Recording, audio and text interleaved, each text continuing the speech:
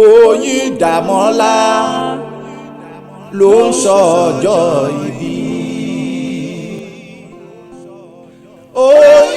Oyíndàmọ́lá ọlọ́jọ́ ìbí. Ẹ̀mí rẹ̀ aṣọ́pọ̀ rẹ̀ o ọmọ lọ́jọ́ ìbí.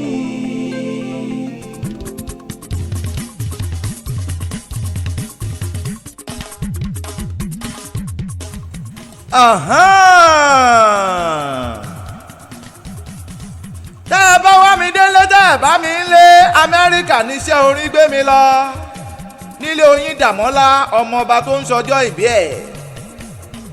Ọlọ́dún mọ́dún oyin mọ́dún tiẹ̀ nú afárá, kọ̀ǹkọ̀ mọ́dún tiẹ̀ nísàlẹ̀ odò. Princess Oyíndàmọ́lá ọmọ òjò mọ tiẹ̀ láyé, orin ọpẹ́ ni ká máa bá kọ sólúwa. Bá a bá fi gbogbo ọdún èyí dágbádá ijó tá a tún wẹ̀wù ọpẹ́, ṣé ẹ ti rí wípé kò léèwọ̀.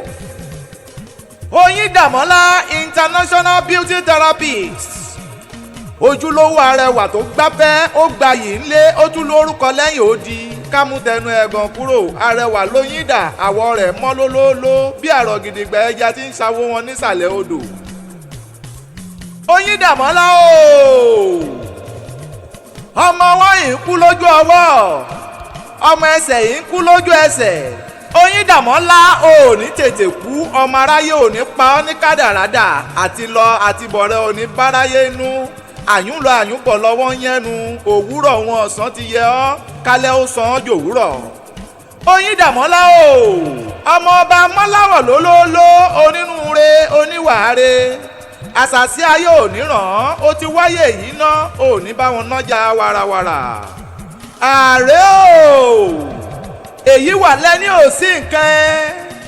Oyíndàmọ́lá òkèèrè, beautiful in and out, ẹlẹ́yinjú àánú, ọmọge onínú funfun tí mú oore wù ní í ṣe. Oyíndà, ayọ̀ rẹ ò ní dìbàjẹ́, àníkún owó, ọlá, ayọ̀, àlàáfíà, ohun àìkú tí ń ṣe baálẹ̀ ọrọ̀. Ìwọ nílé ó dára o.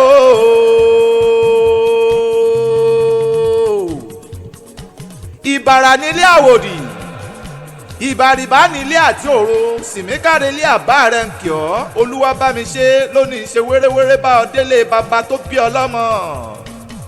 Princess Adó Èkìtì ni ó, Adó Èkìtì tún nìran rẹ nílé bàbá tó bí ọlọ́mọ. Adó ọ̀rá amúkàrà sábẹ́ wújẹ, àkàrà ṣèjì tèmi ṣe kókó lúbẹ̀. Wọ́n ní ó mú ọ̀kan, ó mú méjì, ó tún mẹ́sẹ̀ ń wò kẹta, ó mójú ń wò ẹ̀kẹrin. Ẹ ǹlẹ́, ẹ̀karùn-ún lẹ̀ ń wò kọ̀rọ̀kọ̀rọ̀ nílé bàbá tó bí ọlọ́mọ.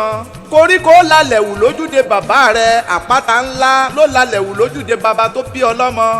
Ni wọ́n ṣe ń kí yín wípé ẹ̀yin lọ́mọ olóbè méjì takọtabo lórí ara wọn. Ẹ̀yin lọ́mọ aládé mẹ́rìndínlógún, ọmọ erin tí ń jogún ọlá, ọmọ erin tí ń mọ́lá yagi, ọmọ àbàtàbútù àlejò tí ń dààmú onílé.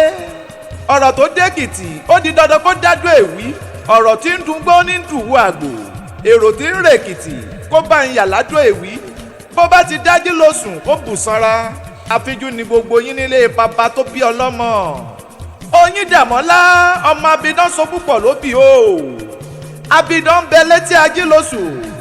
Ọjọ́ èwí bá lọ sótù làwòrò òtù ńlá, taṣọ tẹ̀wùtẹ̀wì bá ti mú lọ sótù òtù ní ń gbé. Adó kìjikìji ọmọ èwí àti ibi redó, tí ń sọ ní dolówó, tí ń sọ ní dọlọ́mọ. Ọmọ òsùn sílé má bẹ dínà lọ́nà ogun, olóríire ọmọ ọba iyẹ̀ pọ̀. Àṣeyí ṣàmọ́dún o Oyíndàmọ́lá, pẹ́pẹ́ lọ́wọ́ ń ṣe nílé arọ́, àtẹ̀pẹ́ ní kẹsẹ̀ rẹ̀ ó tẹ̀nà. Àyìnmọ̀ Olúwa bá mi ṣe Gloria Òjó ló rán mi níṣẹ́ òní pé kí n máa kí ọ fún tọjọ́ ìbí pàtàkì. Tíbi ọmọ rẹ Àrólé Olódùmarè lèmi ń jẹ́. Àṣeyè lálákàn ń ṣepo, Oyíndàmọ́lá wàá ṣàṣeyè. Happy birthday Princess Oyíndàmọ́lá and many happy returns. Hip hip hooray.